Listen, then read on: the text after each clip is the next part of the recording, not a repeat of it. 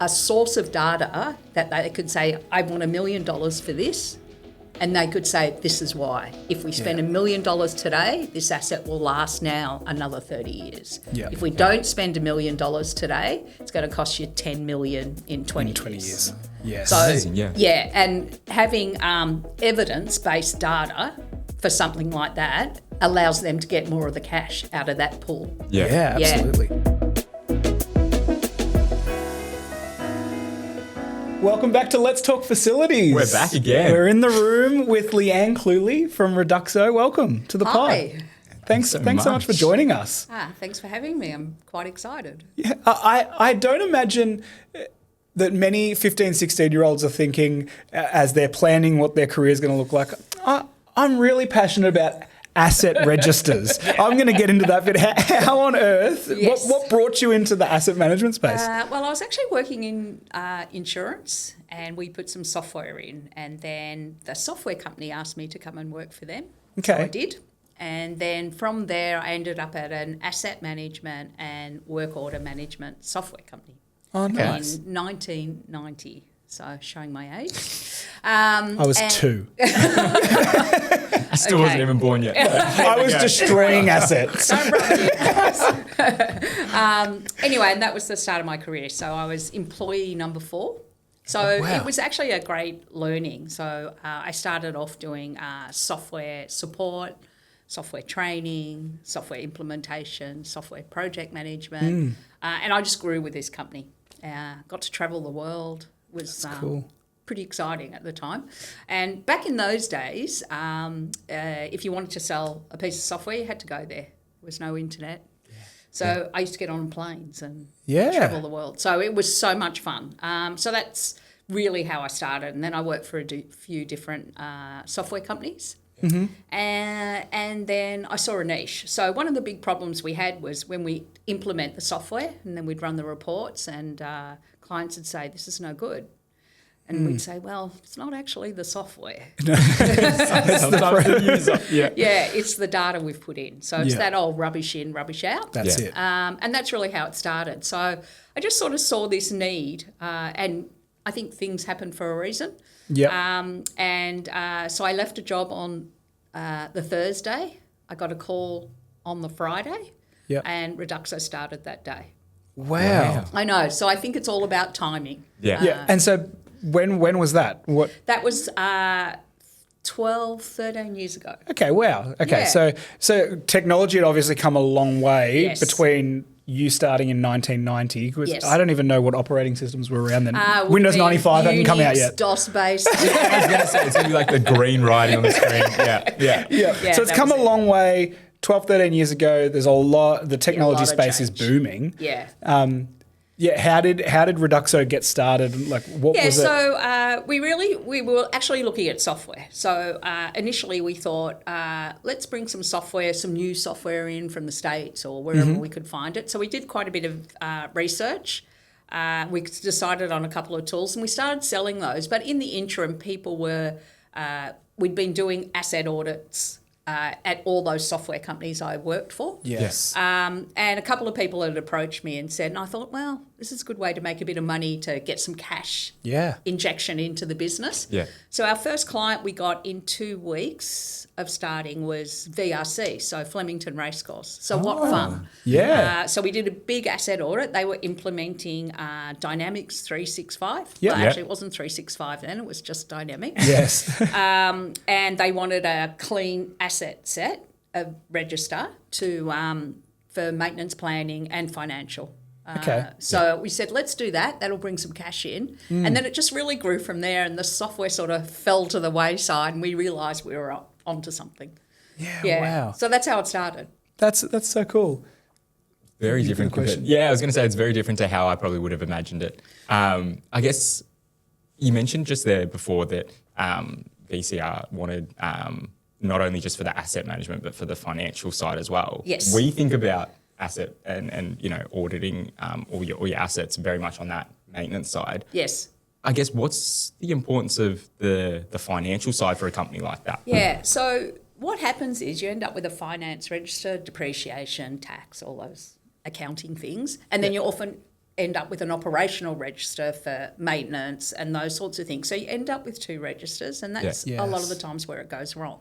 Yeah. Right? So you end up with two different asset registers need to be maintained and all those sorts of things, additions, disposals, all those sorts of things. So really the best way to do it is have one system or an integrated system, and you're both using the same source of data. Yeah. Because keeping data clean is impossible, right? Absolutely. And so the more data sets you have, the more room for error. Yeah, exactly. And so you go in. What does it look like when you go in to do an asset audit? Yeah, it's the secret really.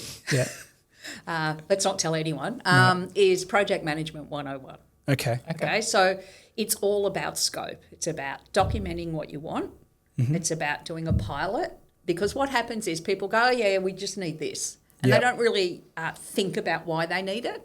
Yeah. So we have a really good process, and that's what's made it work. So it's very important to understand what it is you want the data for and what you're going to use it for, and then work backwards. Yeah. Otherwise people just say, just capture everything. Yeah, we just need a list. Yeah, just need a list. Yeah. Just go off, go do it. So it's often that, but we try and pull that back.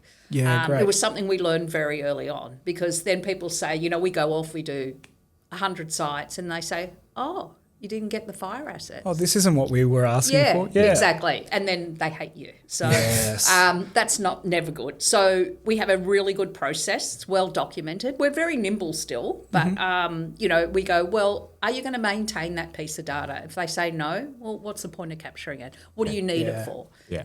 Are you doing a maintenance plan? Are you doing a lifecycle model? Is it from a financial point of view? What's the point of the data? Yes. And where's it going? What's it need to look like to get into the systems that you want? So those things are crucial to getting it right. Yeah, I talk with our team a lot about starting with that why, that whole principle of starting with why, because if you don't understand the customer's why, the client's why, then you're never going to be able to get them to be happy with the end, end result. Yeah, with the end result. Yep. You don't have a happy customer. That's it. You're not happy. Yes, exactly right. And in our world of cleaning floors, sometimes the why is they want it to look good, but other times it's asset management. So we want to make the carpet that we've paid a lot for to last its longer lifespan. Yeah. Or sometimes their why is we've got people from top down saying this looks bad, or we've got a high profile client coming into the office. We just need it to be clean. So there's lots of different whys. Exactly. And your customers would be the same. Absolutely. There's lots of whys around why they'd want to manage their assets. And how do you ask the right questions to get to that why? Yeah, that's the difficult one. So that comes with experience, I think. Yeah. So it's quite interesting. A lot of people think they know what they want. So you have to be a little gentle. That's why we have a good process, because we'll say, look, we'll take you through the process. You think about something different, like let's say you're doing a hotel, front of house, and it'd be the same in your game. Yep. Front of house is so much more important than back of house. Yeah. And if you've ever been back of house at a hotel, quite different. Yes.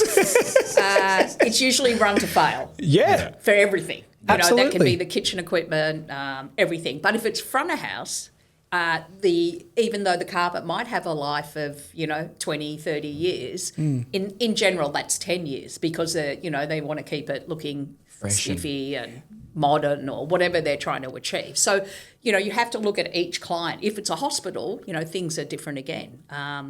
We did a great project for a convenience store. And what was important to them?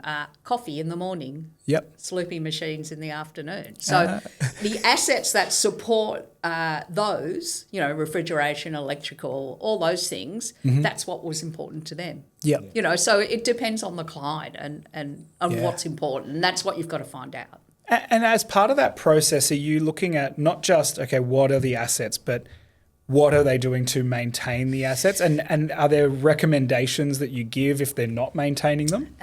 So we try to keep to our niche. So our niche is to create data. So we do condition assessments as well while we're out there, if that's what they require. Yeah. But it's we're sort of like a jack of all trades. we're not electricians, we're not HVAC guys. We sort of know a little bit about a lot of assets, but we're not experts. Yeah. So we do a high visual condition, usually like 1 is excellent out of the box, 5 is end of life, it's fallen off the wall. Yeah. That's the sort of stuff we do.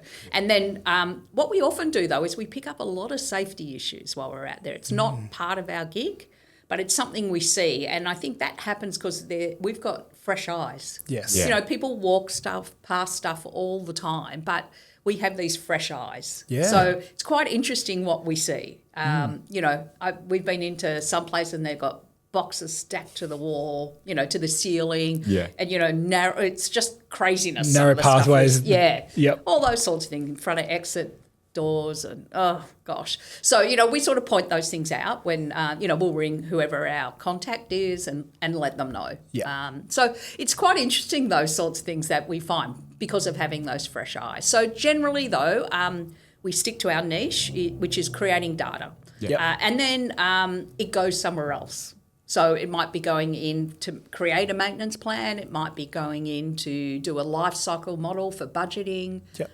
It could be from a financial point of view. So, yeah, we often partner a lot, though. So depending on what they require, we'll bring in the right people.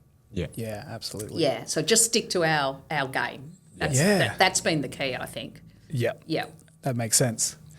With the partnering side, is that just something that you guys have kind of built a partnering network throughout the years, or? Yes. Yeah. It's quite surprising. So we sort of have two sorts of partners and two parts to our business. One is the facilities management, and within that we work sometimes for facility service providers. So, for example, they'll be transitioning a new contract in. They might sub out some of that to someone like you. Yeah. So often they'll bring us in to verify that asset. So they might have signed a contract and it says, we're looking after 10 HVACs and, whatever it is. Yeah. And then they get us in, we find 12 HVACs. So they go, oh, variation, yay. And we're independent, so they love that. Plus we get it done. We get in, we get it out. Yeah. And it's done quickly. Yeah. So that's one side of the business. And then other side is that in the facility side that we're working directly for the client. Could be, let's say they're thinking of outsourcing.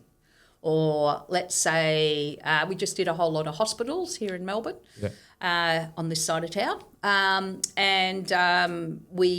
wanted to update their data in their asset and work order management system, but what they really wanted was to be able to do a budget. So they could go to the government and ask for money. Yeah. And have a source of data that they could say, I want $1 million for this.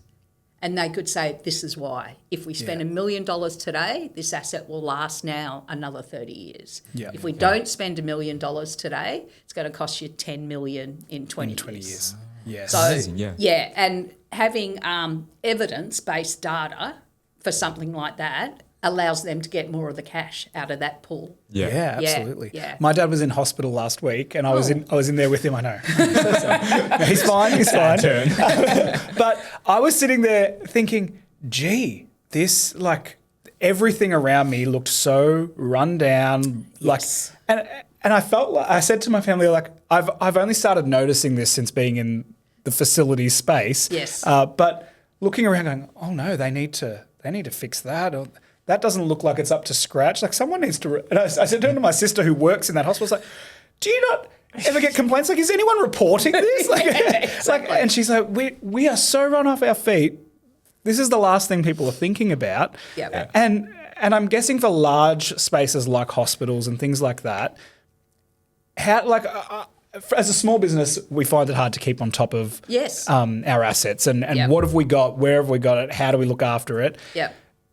If a facility manager is starting out in a space, where do they start? In a large place like that, where do they start at creating a list? Exactly. So they came to us because this is what they said to us. It was very interesting. I won't name the hospitals, but they said to us, we've got no trust in our data. So what we do now is we don't look at it. No. So we drive out there to check it every single time because they've just completely lost trust in the data. So just the cost of not using the data, imagine in time, operational maintenance, and especially in hospitals, we're talking a bit of life or death here. Yes. You know, it's crucial, critical assets that are not being maintained. So they bit the bullet and said, we're just going to start again. We're going to throw out all the data. And we love that because you're not trying to fix something. You're just saying, this is how it is. Yeah. This is what you've got today. This is the condition it in. And let's make a plan now for the future. So that's what happened with them. And you just, it's a very big step, and that's not something, decisions that are made overnight. And but yeah, it's a big step. So we were just thrilled when we get projects like that because you get the best result. Absolutely. Yeah, for them to go forward. But then the trick is to maintain that data, right? So we get in, we're a moment in time, right? Yeah. So we go in, we capture all that data, it's all beautiful and clean and gets into their system, but now they have to maintain that. And the minute you hand that data over, it's already Out of date. out of date. Yeah. That's all right. So what's the trick to maintaining it? There are a few tricks. Process. Yep. So capturing new assets, capturing disposals, capturing maintenance. Yep. So you can, you know that you can extend the life. That's one way. The other way I think is it's quite an expensive project to do this initially if you're doing, 50 sites or 200 sites or whatever it is. I think what you should be doing is doing partial audits over a certain amount of time. Okay. And then working that around, say, like capital projects. So, for example, with those hospitals, one of the hospitals that we did last year have just refurbished new operating theatres, whole lot of new stuff. So they've said, can you come back, redo that, and while you're there, verify the assets that you did a year ago. Yeah. See, and that makes sense. So instead of doing another big project, letting it all get out of date again, and then in 3 years ring us again, Hey, which is what happens. Wrong. Yeah. That's what we're going to, that's the best way. And then, maybe one of the other larger hospitals, we just do one building because they know they've done a lot of work there, and we do all the other assets while we're there. So you're just keeping it up to date. Yeah, that's the best model. For a facility manager maybe who doesn't have quite the budget or finds it hard to get anything approved from above, and they're starting out, they're thinking, I've got no asset register that's up to date. The last time it was looked at was 5-6 years ago. Where would you say they should start if they don't have the money to get external people in? Well, I suppose what's a good there's starting two point? things. First, I'd look at, are they using subbies? So, for example, do they have a fire company looking after fire? Do they have an HVAC company? Go to them for help. Yep. They should know what they're looking after and maintaining. And they might be able to help you to give you an asset register. So it's all about relationships. So that would be your first place. And then the if you're not doing that, if you're maintaining all your own data, would be small bites. Yep. What's critical? What sites are critical? What types of assets are critical? Work on them first. Get them under control and then try and move from there. Yeah, one of the things we've been doing for some of our customers is going in and looking at their flooring and going, okay, these are the types of flooring you have. This is the condition they're in. This is how long you've got left without maintaining them. This is what it would look like if you did maintain them. And so I guess leaning on those experts in different fields is really key to a facility manager's role, isn't it? Absolutely. Yeah. You can't be an expert at everything. Same as us. We're certainly not experts at most of those types of assets, but we know what they look like. Yes. Yeah, you know what they look like. We can identify them. Yeah. But you've got to rely on the experts in the trade.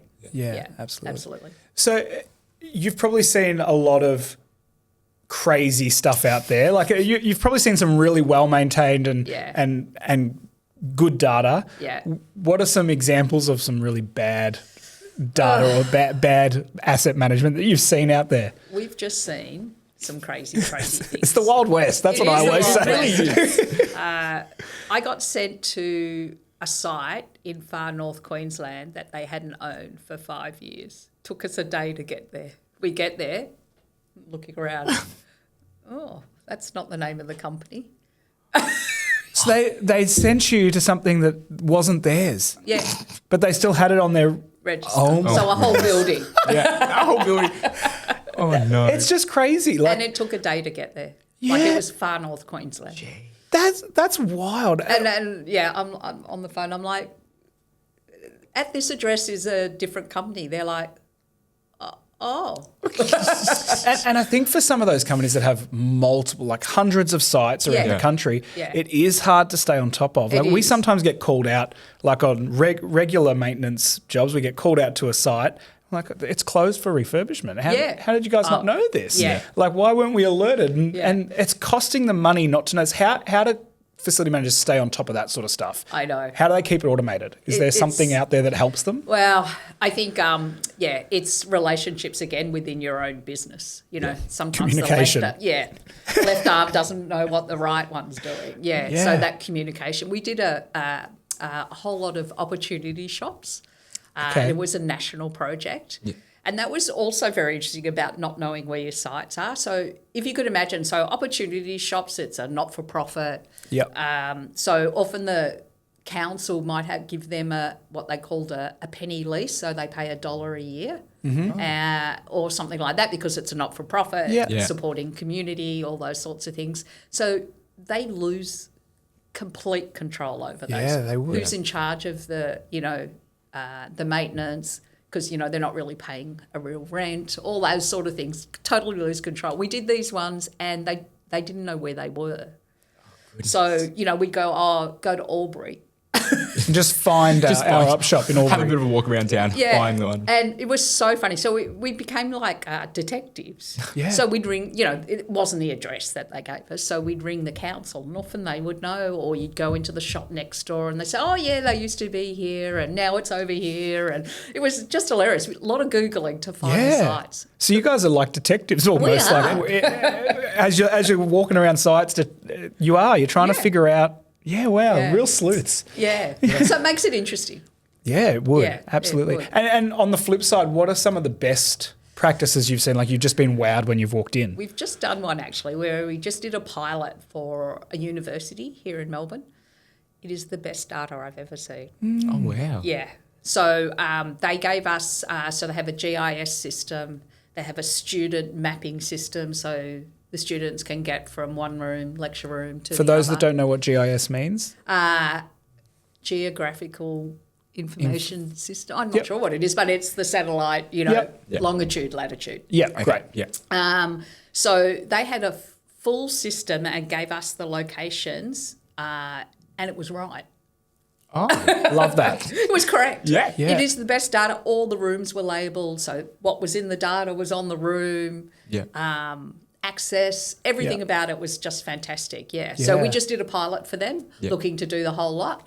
And we always do a lessons learned before we go off and do the rest. And both myself and the project manager said, this is the best data we've ever seen in 12, 13 years. There you go. So, just now. Yeah. So that was pretty exciting for us. Yeah, absolutely, it would be. What were they doing so different with their data to have it so clean for you guys? Are they super proactive about making sure that when old things are leaving, it's getting kind of scratched out, or what? I think so. And refurbing, so, it's a large university here in Melbourne and up to date. So I think they have resources. Yeah. Okay. Yeah, that helps. Yeah, so it was someone's job and Yes. someone's responsibility to ensure that data was updated. Because, we could see the pilot we did had some refurb. So, that's why we picked it. So, it was a building that was an older building, but there'd been some refurb. Yes. So, we did a couple of floors, like a new floor and an old floor. And the data on both floors was Yeah, wow. matched. I know. Yeah, okay. We just recently interviewed Jade Germantis from Unimelb, and he looks after the digital estate there and has spent, I think it was 20-something years digitising everything. It's been a huge project for them. Yeah. And one of the things he was saying is that a lot of the universities have these teams and they all now collaborate with each other. So one of them is really strong in this area and they'll share, this is the system we're using to do this. So all these universities are really collaborating. In other industries, are you seeing that same sort of collaboration happening? Yeah. Yeah. And it actually works well for us because as part of that collaboration, they'll say, this is what we did. Yeah. And then, we all often get a call. So, for example, like in health, and certainly aged care is another one, Yep. where compliance is, well regulated, Yeah. and and remember, these are people's homes. Yeah. So having things look great, and also from a compliance point of view, are so important to them. So we find they collaborate a lot because they have so many regulations that they have to adhere to. So we see it all the time. Yeah. Education, health, all the time. It's fantastic. Which is great, yes. Absolutely. Yeah. Yeah. For a facility manager out there who's maybe got everything analog, like they've got lists in like an Excel spreadsheet, and 2 days later it's out of date. Someone's moved something's broken down. They haven't gone back and updated it.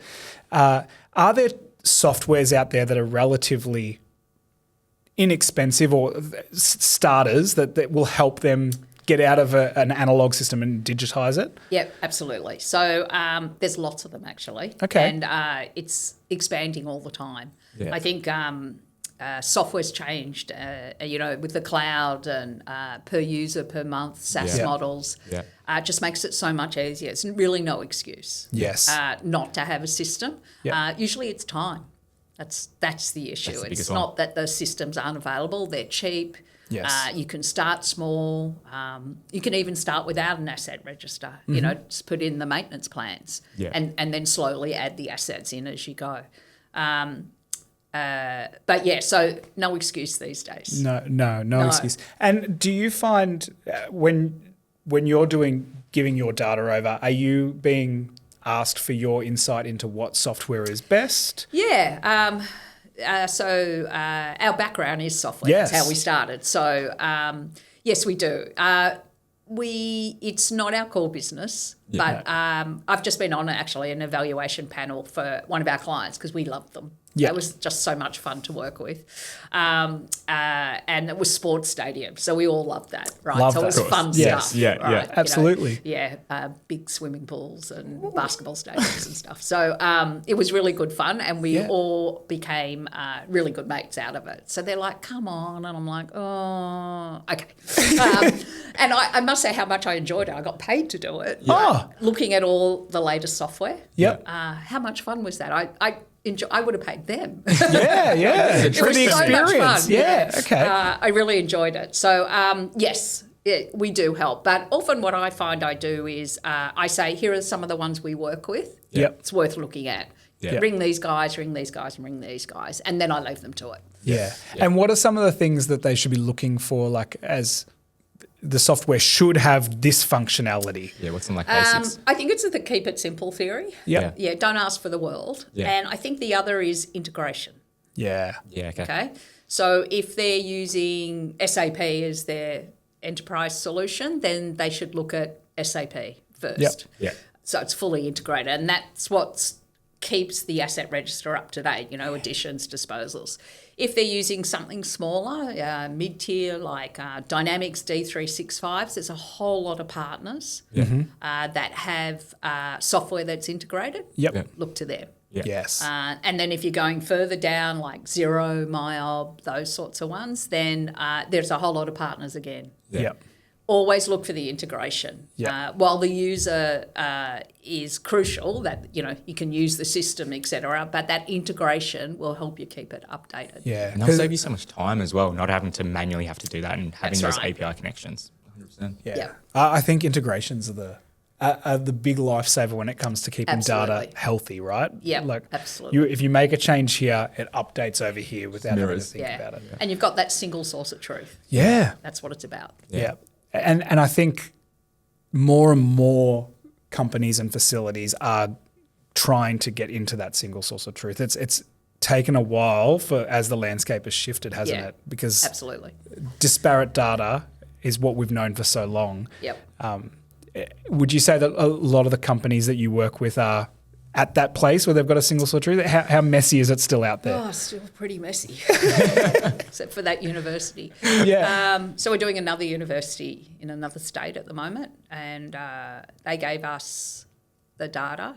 Mm-hmm. It's not really usable. The plans, Same thing, just not really that usable. Mm-hmm. So we're just starting again. It's fine. We're sort of Yeah. used to it. So yeah, it's I don't know why I'm still surprised. Yeah. But yeah, the data is still very, very messy. Yeah. When you get given data, do you prefer to get given no data and walk in clean, or do you? Oh, you do.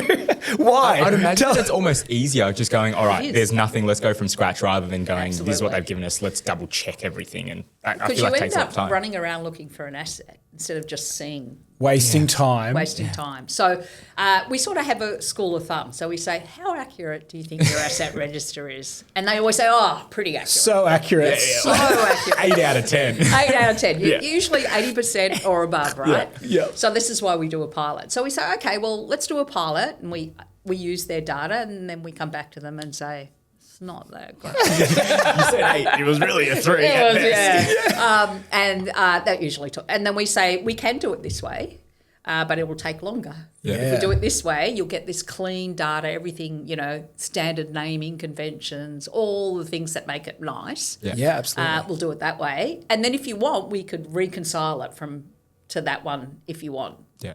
So sometimes we'll use that as a guide. Yeah. But yeah, most we start again, you'll be quite surprised. Unless, of course, it's our data that we did a couple of years ago. And you're like, And that's easy because you know it. Yeah. And what sort of things are you looking at and looking for when you're doing your own, like starting from scratch? What are the things are you doing when you walk in? So the asset type. Yeah. So what types of assets are in scope? Yeah. And again, it could be electrical switchboard. Are we doing RCDs? It could be parent-child relationships of, valves to pumps to HVACs. Yeah. All those things are really, really important. What Yeah. do you need? Yeah. Yeah. So back to scope. Yeah. You would have learnt a lot about facilities over your time. I knew nothing. Yeah. I'm not the expert, actually. Yeah. I know a little bit, but our guys... You're the data expert. We're data experts. Yeah. That's exactly what we are, right? Yeah. And we understand it. That's it. But the guys that work for out on the field, they are learning every day. Yeah. Because it's so diverse. Yeah. At the moment, we're in. I'm going to say that they're not quite jails, but they're sort of jails. Yep. So it's sort of like a hotel, but a lot more security. Yes. Yeah. Okay. Yeah. Yep. And quite unique. Yeah. Quite unique. Access, security, a bit of craziness. Yeah. While the assets are pretty similar, sometimes the environment can be a little The actual different. facilities is actually quite different. Yeah. Yeah. And when you produce the data and give that to your facility managers or whoever's your customer is, what do you recommend they do with that data? Like what's best practice for them Get it once they into a receive system. it? Get it into a system? Yeah. So usually that we will configure that data to the system they want. Great. To make it easier for So you them. make So then it, it's just uploaded, boom, you've got it. Exactly. So that's part of the scoping exercise. Where's Fantastic. the data going? Yeah. Yeah. Have you got something? Where's it going to go? So that we then use the standards within that system. Yeah. The idea is to make it as simple as possible. Absolutely. Otherwise, really, we just take their money and they do nothing. And no one really wants to do that. No, No. that's a lose-lose. It It's is a a lose for you lose-lose. guys because they're going to Yeah. think it was invaluable. It's a lose for them because it's out of date. Yeah. So that is part of our project process. One of the first questions, where's the data going? Yeah. Yeah. You've been in the industry for a while. Yep. What sort of things have you seen change over the time you've been in it? Like, where do you think things are heading? Yeah. Technology. Yep. So we're just, so for example, one of the small things we do that makes a big difference is 360 cameras, right? So it's very simple. So for example, those hospitals we did last year, in all the plant rooms, we used a 360. Just, Yeah. now what that does is we use it for QA. And, so if we do quite a lot of quality checks. Oh, Yeah. didn't see any exit signs in that room. Yeah. We can have a quick look. Yeah. But what it does do, it gives context. Yeah. So, for example, remember I was saying with those hospitals, he had to drive out because he had no trust in the data. Yeah. But we give him the 360s of his major plant rooms. Yeah. And he's thinking about, well, if I'm going to put a new HVAC in, do you think there's enough room if I replace A with B? What does it look like? I don't know. I've got, 100 plant rooms. Yeah. Now he has these little 360 cameras and he can sort of, walk around it. Yeah. Oh, we might be able to fit a new switchboard there or Fantastic. whatever it is. And that gives just context of what something looks like for no cost. Yeah. So something like that's really good. We're just very early days of doing a pilot with AI. Okay. Yeah, and when I think of an asset audit, there's a whole lot of common assets. If you think of what's on the ceiling, fire sprinklers, smoke detectors, sensors, all those sorts of things. In a hospital, every single room. Yeah. So I'm thinking if we could use lighting, fire, exit signs, all of those are pretty common. Yep. And once you know what one looks like, they're pretty much the same. And that's where AI works. It's good at recognising the same thing. Yes. So if we could take those assets out of the picture and get them done, say, using AI, and just use our guys to do the HVAC and the plant rooms where, there's big critical assets. Yes. That would save us a lot of time. 100%. So that's we're just working with a company now, Yep. and we're hoping to have a pilot for some hospitals we're going to do in Sydney. Yeah, fantastic. Yeah, in about a month or so. So we'll see how that goes. Yeah, and is the AI landscape that is changing a lot. The idea of using AI to sort of trigger when things are at a need for maintenance or things are running low. Are you seeing more of a take up in that in automation? I think across so, facilities? because you've got to remember with AI though, it's based on the source data again. It's a bit like us. So that learning, you have to be careful where you're learning from. So like in the scenario that we're doing the machine learning. Yeah. We're not taking it off the internet, because it might recognise it as something else. So we're teaching it or training it to do what we want. Yeah. And I think that's what's happening with data, though, for HVAC and other assets, that we can now use the source data. Imagine if you're a mechanical HVAC company, you'd have a lot of data there. Yeah. And predicting, using that to predict. So they would have their own source data. I think there's lots of opportunities to work out makes and models, environments, all those sorts of things on what assets work well. Yeah. Yeah. So I think that's going to be the future. 100%. It's exciting. It is. I think so. I mean, that's way better than what I use AI for. Just writing emails, getting it to proofread for me. So you guys are on the cutting edge there. You are wasting bottles of water. I've heard every time you ask AI a question, it's just like tipping a Mount Franklin down the drain. Exactly, that's right. All that power and energy and water being used to do that. Write me a 9-day eating plan. That's what you're doing. We are using it in that way as well. Thank you. Actually, I think one of the best ways is recording meetings, especially for scope. So you have AI and it picks out what the tasks are. I think that works really well. Yeah. We used to have it in back when we did software sales, where it would do the meeting and then it would this is like the next action points for here's what everyone needs to do, this side, that side. So the person you were talking to showed interest here, and here. Yeah. Especially around the pricing part. A bit of pushback. That's it. So if you could leave one piece of advice for facility managers out there, what would it be when it comes to asset management? Okay. Just be open to change. Yeah. And get involved. I noticed you had Nick Burt from the FMA. Yeah. So I've been involved in the FMA since the day I started Reduxo.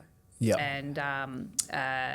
And it's been invaluable for me personally, and the friends I've made, let alone from a work point of view. Yeah. But just having those other people to call on, rely on.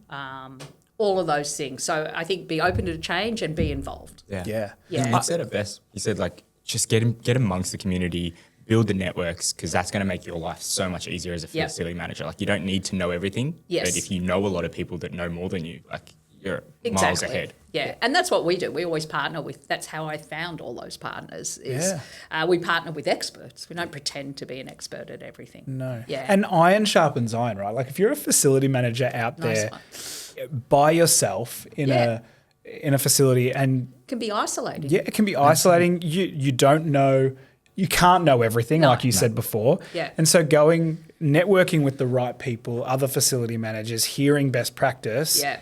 That's the best way to grow. And Yeah. And it's also the best way to find more opportunities, right? Like, absolutely. It's a win-win all the way. So you make friends over a beer or a glass of wine. Yeah. And they remember that. Yeah. And so, it doesn't necessarily create work for you today, but it will in the future, Yes. if you can help people. Yeah. We've been known as the loud ones at the FMA drinking networking events. Really? We get recognised. You wouldn't imagine People it, go, would you? the wine boys. Yeah. Thank you so much for coming in. I've learned a lot about asset management. I have data. Yeah. I think we need to get our assets managed. Let me help you. Yeah. Thanks so much. If people want to get in touch with Reduxo, maybe they're not wanting to do it by themselves, they want to get some people in, help them, where can they best contact you? Probably the best is go to our website. Yep. So reduxo.com.au. Fantastic. Thank you so much for coming in. Thank you for having me. It's been a real pleasure. Awesome.